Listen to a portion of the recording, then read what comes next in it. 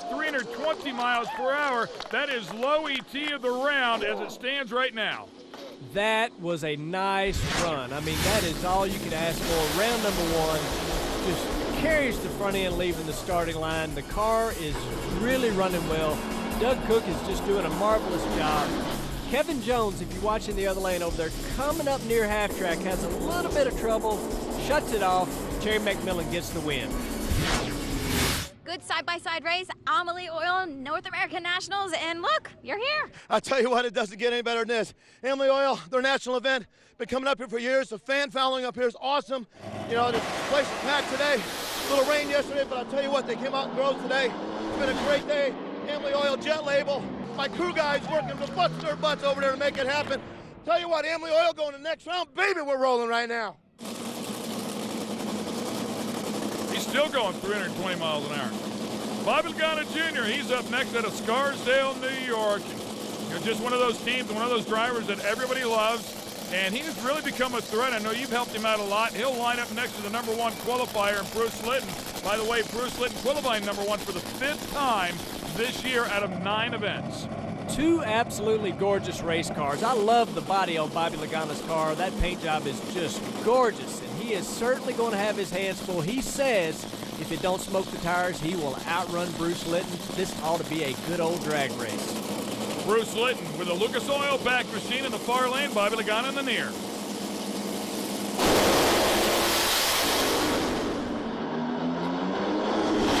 It looked like Bobby Lagana gave up some there in the beginning of the run in 073 light good, but Bruce Litton's 049 back with a 468. All that much better. That was one stout side-by-side drag race. Both cars running really good. You see Bruce's car put a cylinder out near the finish line. Bobby's car was looking pretty good, just put a hole out right at the end. Bruce Litton gets the win. Moving to the semis, moving up the points ladder. Yeah, it's a tough deal. You know, Spencer went around, and you know, we just gotta do good. And you know, it's today's the day. You know, if you don't do it, you ain't gonna do it. And so I feel the Lucas car's up for it. And you know, the guys are working hard, and I can't praise Richard Hartman and Mac Wolfarth and all the guys on the team that work so hard. So without them, I couldn't do this at all. So we're gonna give it a try. All right, the big dogs are set down to the semifinals. When we come back, we'll feature our Summit Pro-Am profile in our Night of 5. Hello and welcome back to the Noel Gas Nitro Jam Series here in New England Dragway. It's time now to light things up with our Night of Fire.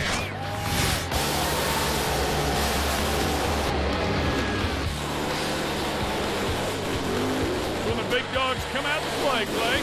You know what? There is nothing cooler than Night of Fire. I have been up and down these racetracks at night and just absolutely love it. It gets my blood going, Ken. Of course, they always end things up with the jet truck, and yes, a few people graze the wall every now and again just to add some excitement to it, and then it's the fireworks show. Once again, all the action happening here at New England Dragway, and the fans are always treated to some great racing. One of the toughest classes out there would be Quick Rod, and that is the real deal Don O'Neill, who's Army strong. He's the subject of our Summit Pro-Am profile. The Quick Rod class is the fastest sportsman entry level as far as a throttle stop, ET controlling index. And it's a lot more economical to be able to afford to race with a big motor and be able to attend a lot of races, keep your maintenance level and your costs down, and still be able to get a really good speed, little adrenaline rush out of it. In our 08 Mullis Dragster, we have 2 timing systems. We have a mega dial panel that we use for our dial-ins, and we have a Mega 450 Biondo box that we use to control shifting time, when the car shifts, throttle stop settings, delay box reaction. We have a lot of computer technology on board with the car, not to mention our autometer data systems that we use, as well as our data acquisition system. With Quick Rod on the 890 index class, you're running as close to the 890 ET as you possibly can without going under and still turning on a wind light. So there's more strategy or gamesmanship, if you will, being played on the racetrack during the course of a race. All right, let's go into some of our categories here. We'll start off with the Hot Rod Final. Tony Elrod and Matt Harper. Elrod with the 75 Gremlin. How often do you see that? The throttle stop on and off there has a great reaction time of an 0.24. Harper with an 0.41 in the 81 Malibu, and it's going to cost him plus 0.24 for Elrod. He gets to win on a hole shot. That brings up stock eliminator. Patrick Kelleher, Gregory Gay. This ought to be a good old drag race. Big advantage going to Gregory on the starting line. 009. He's got a 1090 dial in. Let's see how close he can go. Puts it through there. 1091 with a 9 on a 1090. Gregory gets the win. All right, now in Super Rod, it'll be a 990 index, and Andreyko in that beautiful 62 Corvette. Quick little wheel stand lined up next to Littner. That is Jim Littner with a 93 Chevrolet Beretta. The better of the two lights going to Littner, but the win will go to the other side, and Ryan Andreyko, who runs 987.9 as they both break out. And that brings up Quick Rod. Both of these cars running on the 890 index, trying to get off the starting line first and close to the 890 index as possible. Steve Micas, Brad Coryell. The win will go to Steve Micas. 008, 889 gets the breakout win. And Superstock, it's Joe Santangelo Jr. with the Superstock GTG automatic 1990 model Camaro, dragging the back bumper, a huge wheel stand in the 66 shoebox. It's Rafe Karaguzian, but it's Santangelo Jr. with the better of the two lights in 017. Karaguzian had gone red. The win to Joe Santangelo Jr. And that brings up ET final round. Patrick Smith, Michael Caron. Both cars getting the green light, with Patrick getting the advantage on the starting line, an 010 reaction time. But will he get the win? He does not. Michael Caron gets the win. 034 reaction time, 775 gets the win. All right, a pair of dragsters in top dragster. These guys are rocket ships. Nick Maloney and Justin Mason. Nick Maloney with the 08 undercover car. An 017 light, runs plus 018 on a 694 dial-in, and takes home the win.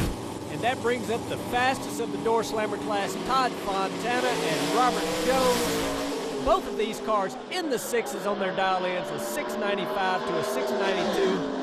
And the win is going to Todd Fontana. 030 reaction time, 694 gets the win.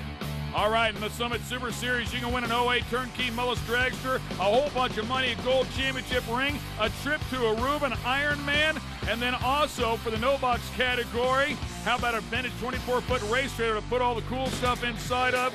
That's what it's all about. Congratulations to all those sportsmen guys. They raced extremely tough. When we come back, it's going to be Nitro Funny Car semifinals.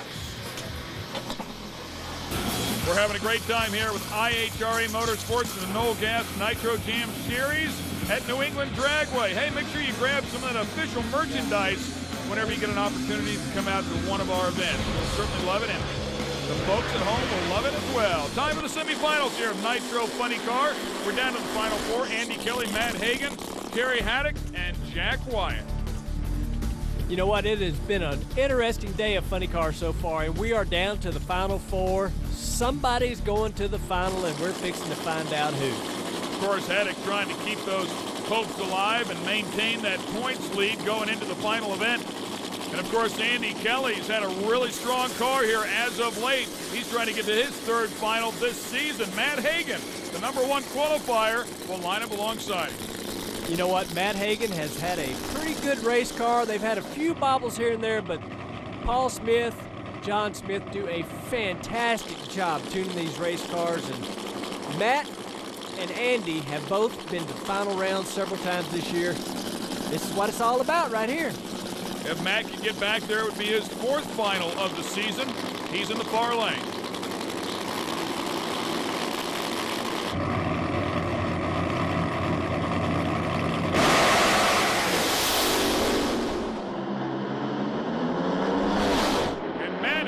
Gets a little out of shape at the start, then it looks like the motor goes away on him. On the other side, Andy Kelly knocks the top bulb out, but hangs on for the win.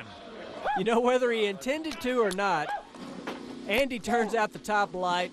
Could have distracted Matt. Not sure what it did to Andy, but neither driver will be bragging about those reaction time. A 165 for Andy, a 183 for Matt. But I bet you